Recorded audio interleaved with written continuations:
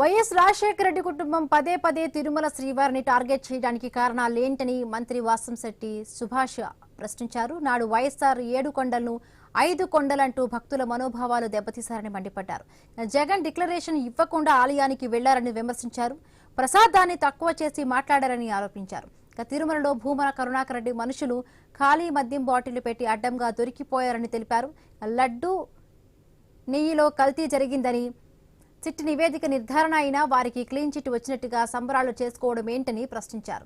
జగన్ కు టీటీడీ అంటే ఎందుకంత కోపమో చెప్పారని వాసంశెట్టి సుభాష్ డిమాండ్ చేశారు. తిరుమల శ్రీవారితో పెట్టుకుంటే భూస్థాపితమేనని చరిత్ర చెబుతోందని గుర్తు చేశారు. పదే పదే వైఎస్ఆర్ కుటుంబం ఎందుకు తిరుపతి దేవస్థానాన్ని టార్గెట్ చేస్తూ ఉన్నారు.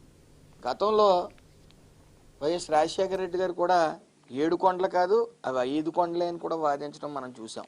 ఆ రోజునే అందరి మనోభావాలు దెబ్బతిన్నాయి. ఏంటి ఈయన ఎలా మాట్లాడుతున్నాడు. ఇక జగన్ రెడ్డి గారి విషయానికి వస్తే ఎక్కడ డిక్లరేషన్ ఇవ్వకుండా పైకి వెళ్ళిపోవటం,